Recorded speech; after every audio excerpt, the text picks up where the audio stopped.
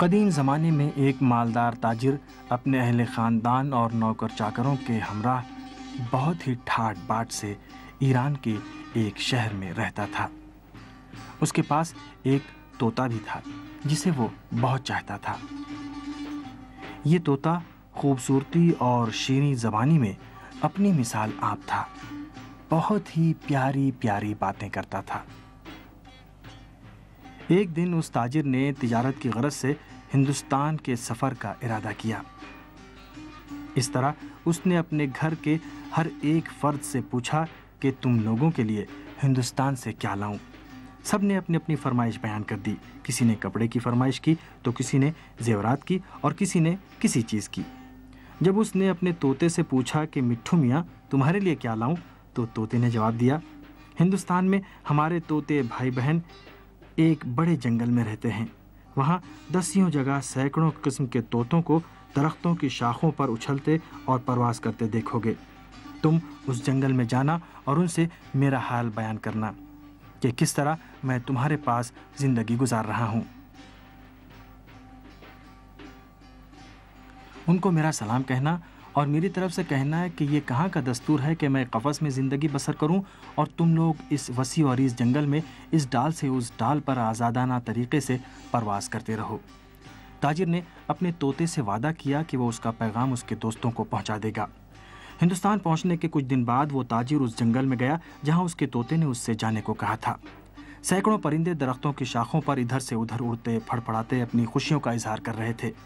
تاجر اپنے وعدے کو یاد کر کے طوطوں کے جھرمٹ کی طرف روانہ ہوا اور اس نے اپنے طوطے کا پورا پیغام وہاں موجود طوطوں تک پہنچا دیا۔ ابھی اس تاجر کی پوری بات بھی ختم نہیں ہوئی تھی کہ ان میں سے ایک طوطا درخت کے اوپر سے زمین پر گر پڑا اور دم توڑ گیا۔ تاجر یہ ماجرا دیکھ کر حیران رہ گیا، اسے افسوس بھی ہوا۔ وہ اپنے دل ہی دل میں کہنے لگا کہ شاید یہ طوطا میرے طوطے کا رشتہ دار ہے، اسی لیے شدت غم سے اس نے جان دے دی۔ چند ہفتے گزر جانے کے بعد وہ واپس ایران اپنے گھر لوٹا۔ گھر والوں کے لیے جو تحفے تحائف لے کر آیا تھا اس نے سب میں تقسیم کر دیے اور اب باری طوطے کی آئی، جو یہ جاننے کے لیے بے چین تھا کہ اس کا پیغام سن کر جنگل کے طوطوں نے کیا کہا۔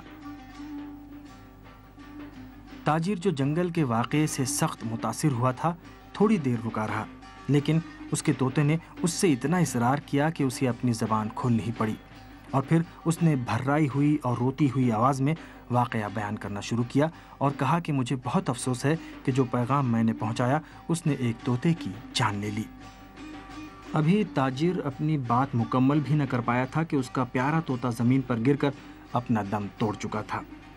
تاجر جو یہ واقعہ دیکھ کر دم بخود ہو گیا تھا، مسلسل گریہ وزاری کرتا جا رہا تھا۔ اس کی سمجھ میں نہیں آ رہا تھا کہ کیا کرے۔ مسلسل خود کو ملامت کرتا جا رہا تھا کہ اس نے جنگل کا واقعہ کیوں اپنے طوطے سے بیان کر دیا۔ تاجر جب کافی دیر گریہ وزاری کر چکا تھا، اس نے سوچا کہ اپنے طوطے کو لے کر باغ میں دفن کر دے، لیکن جوں ہی قفس کا در کھلا مردہ طوطا پھر سے اڑ گیا اور ایک درخت کی شاخ پر جا بیٹھا۔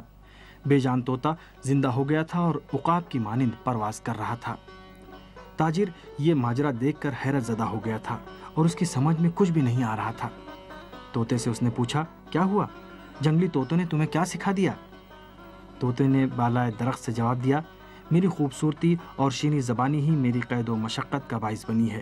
آزادی کے لیے ہمیں اپنی خوبصورتی اور زیبائی کو چھپانا ہوگا۔ جنگل کے طوطے نے مجھے ڈرا دیا کہ میری قسمت یہی قید خانہ ہے جسے میں نے تکبر و غرور اور خود پسندی کے ذریعے اپنایا ہے۔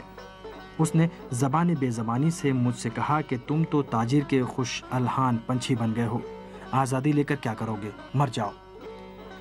طوطے نے اپنے مالک کو الوداع کہا اور ہندوستان کی سمت محو پرواز ہو گیا تاکہ اپنوں سے جا کر ملے اور حقیقی آزادی کا لطف اٹھائے۔ اس دنیا میں آزاد جینے کے لیے بہتر ہے کہ خوبصورتیوں کو چھپائیں، کیونکہ یہ دھوکہ دینے والی کششیں اکثر اوقات بدبختی اور قید و اسیری کا باعث بن جاتی ہیں۔